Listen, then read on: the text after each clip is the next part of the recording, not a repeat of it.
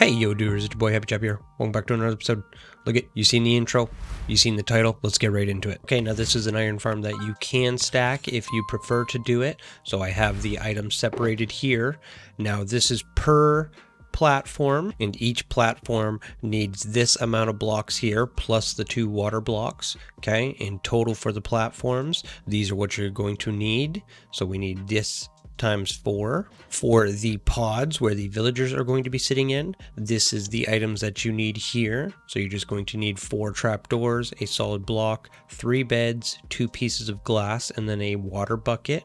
And we're going to be doing 4 pods like we said, so you're going to need to bring along this many items here in order to quadruple this up. And then for the timer and the redstone clock, so for the hopper clock, you're going to need to bring along 2 hoppers with the comparators, redstone, the redstone block, the pistons, and the netherite block. And then for the pulse extender, you're going to need to bring along these items here. And then these are the items that you're going to need for the pillager when we do put him in place.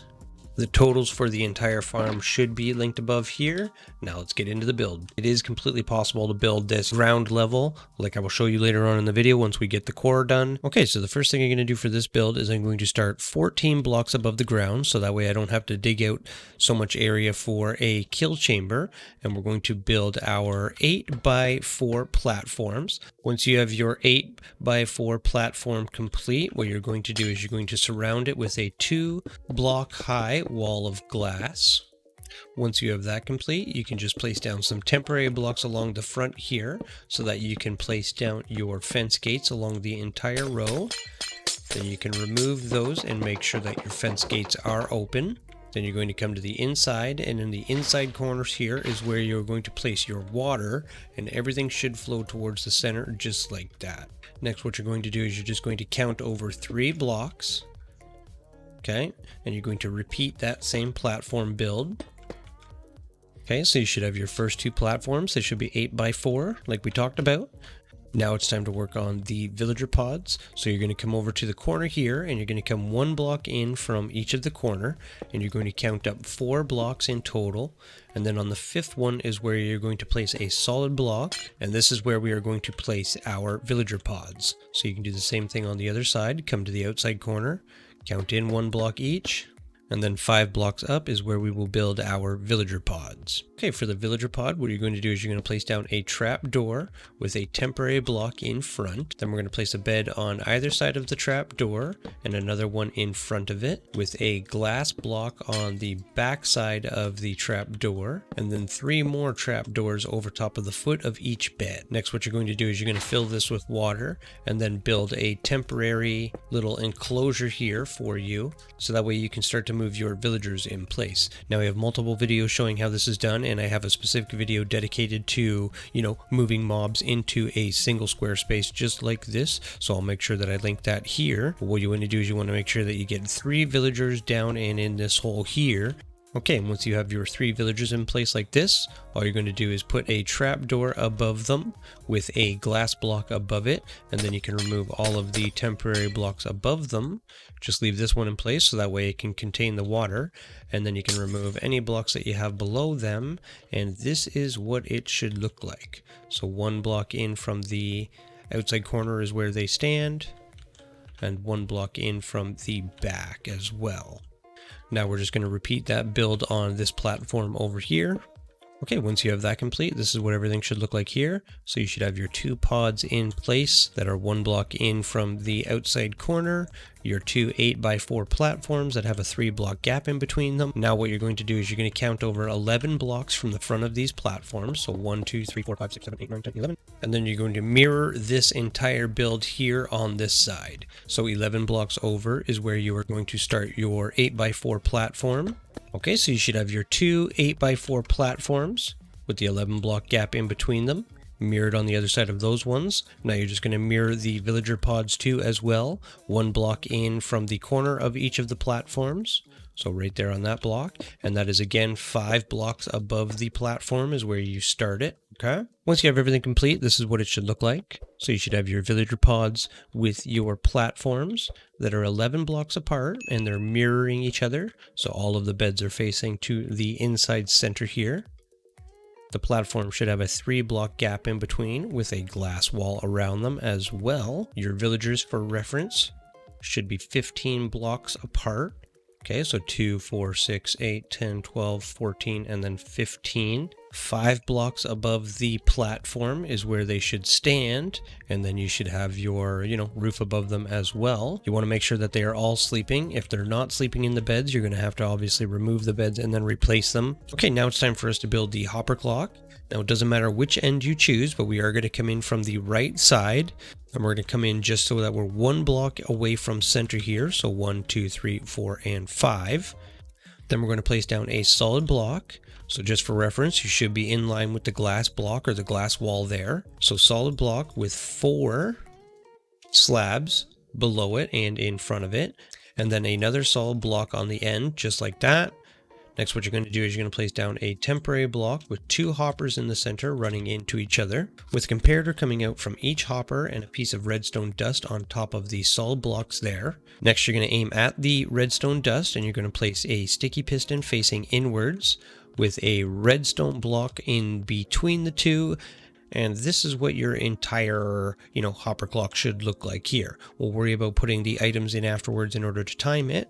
But now we'll move on to building the pulse extender off of this. So what you're going to do is you're going to aim down and you're going to place an observer coming off of the redstone block. So it should be in line with this, backside hopper on this side. Then a slab coming off of the back with 12 more pieces of slab coming off of that. Your next step is to place a piece of redstone dust on top of the observer with a repeater coming out from it set to 4 ticks, then 2 more redstone dust, and then in the same row as the repeater you're going to run 1, 2 comparators with a gap and then another comparator. Then you're going to turn around and do the same thing, so a comparator with a gap, then 2 more. You're going to place a solid block here in front of this row, a solid block there in front of that one, and then 2 more redstone dust filling in the rest. Once you are all complete, this is what your pulse extender should look like. Now sometimes it does happen, it may not happen. You might have to replace this slab here with a piece of glass and then put your redstone dust on top of it, because sometimes this redstone signal, even with the slab, for some reasons I found that when you log out and log back in, for some reason it fires this piston, and it's very strange. Okay, but that is your pulse extender complete there. So now we're going to work on the pillager pod. And for the pillager pod, what you want to do is you want to make sure for sure that you're in the center of the farm. So in the center row here, and then in the center row here as well. And you're going to aim at that redstone dust and place a sticky piston facing up, just like that, with a trapdoor on top of it. Now you're going to put some walls around the trap doors here, and you're going to make sure that they are too high with slabs on top of them. Now what you're going to do is get your pillager, truck him up in place, and drop him down into this hole here. Okay, once you have your pillager in place, you do want to make sure that you give him a name tag. If you have that complete, this is what everything should look like.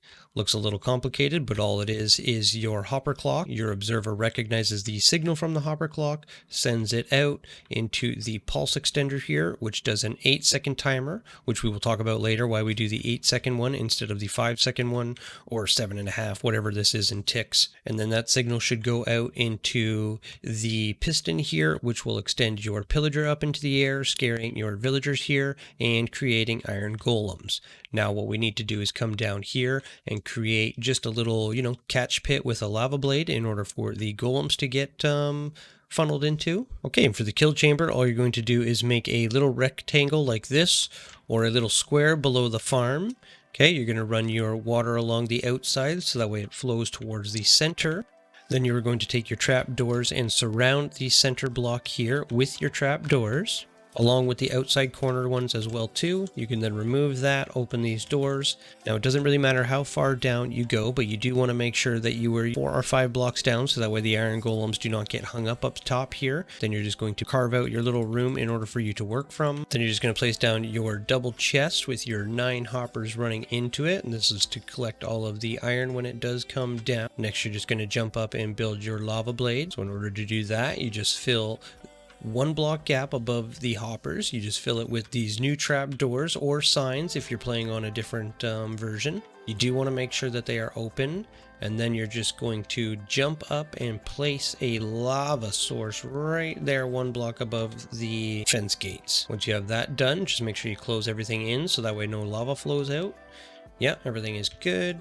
Now we can close this off and then head back to the surface. Okay, once you have that all complete, this is what your entire iron farm should look like here. So now this is just the entire core of the build. You should have all your villagers in place with your platforms, your hopper clock, and your pulse extender. Your pillager should be in place here too, dead center on the farm. You want to make sure that he does have the name tag like we did talk about. Then you do want to make sure that your collection chamber here or whatever is 16 blocks below the villagers here. So as you can see, we have 2, 4, 6, 8, 10, 12, 14, 16, and we're halfway through. So we have plenty of room here, you know, to get the golems out of the way. Your final step in order to get this thing rolling is just to come up here. And what I like to do for the timer or the timing of this build is I like to actually put 64 plus 42 in. And then what's going to happen is these items here will start to shuffle over into this hopper. Once this one is empty, the comparators will recognize it, transferring the signal back and forwards, activating the pulse extender, and yep, there's the pillager. We get our nice long extended view, and there is our 4 golems. 4 golems go down into the hole here, get burnt up by the lava blade. If you see them kind of hanging around here on the edges, you can just replace the, the edges here with some glass panes, as you will see. So just make sure that all your water sources are pushing in towards the hole here. Make sure none of them are going back and forwards. As you can see, this one here is kind of coming in, but we still got that flow that way, so we should be good to go. But that is the iron farm, or the core of the iron farm, done and complete now. So now what we're going to do is we're going to switch over to the other world where I have a whole bunch of these builds complete. We'll show you all the possibilities that you can do with just the core of this farm here, so just using this and extending it. So we'll switch over to that world now. We'll show you what you can do, and then yeah, this will be completely up to you. Okay, now before we get into it, I just want to show you that this is, a design based off of the mini iron farm that we did build. So there is the single pod that we set up with the villager setup here. Now it is possible to set this up the same way as we did the other ones over there, but because the platforms are so small, once you start stacking them like this, as you'll see, we did get all of them in here. You do end up with percentages coming into play. So you do end up with like a 75 or an 80% chance that you may not spawn a golem on these things, but it is completely possible to still set it up this way.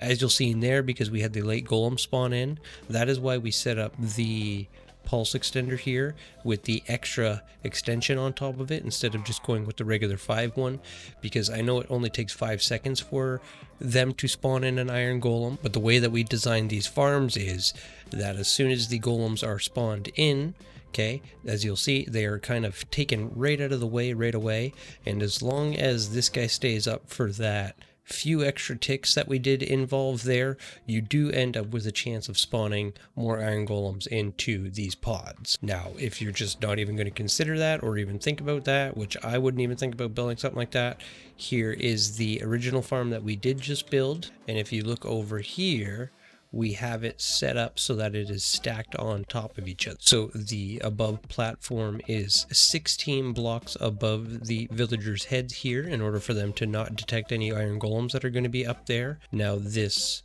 kill chamber here isn't perfect because, golems can still fall down on top of these things here. We get 8 golem spawns here on this farm. This is consistent. This is pretty much every single time. There is no failure in it unless one of the iron golems ends up landing down here on the edge, which is why I said it is not perfect. If we look here, you'll see that we have 4 of them all kind of stacked next to each other, kind of making like an iron field, so to say. It is covered in carpet down here, but the only reason why I did that is to stop the mobs from spawning. But as you can see, it is completely possible to have this built just a few blocks above the ground and have the entire farm still work.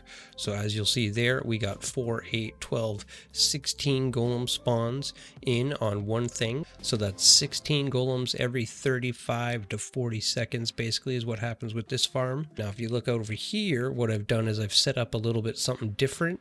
So I've set up 3, 6, 9, and 12 pods.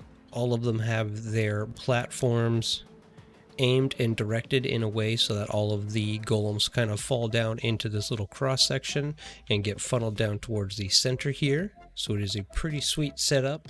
We only have 4 pillagers in place for all of these farms, and we get, like I said, 16 on that one and 12 on this setup. It is consistent. It is every time. These golems fall down far enough so that way they are out of the way fast enough, and by the time they get burnt up, the cycle restarts again, and it is pretty sweet. What I've set up over here is the no build zone. So due to the mechanics of how these guys basically spawn in iron golems, what you do not want to do is build anything that has a spawnable platform within 8 blocks of the block that they are standing on there. So 8 blocks this way, 8 blocks this way. So this is your do not build zone. Everything outside of that is safe to go. There you see a perfect example of it again, why we keep those guys extended up for a little bit longer, so that way you do catch in that final spawn.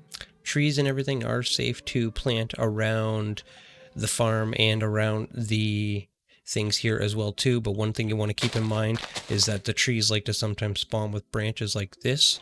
You do want to make sure that those are covered up with some sort of leaf block or transparent block, so that way nothing can spawn up there.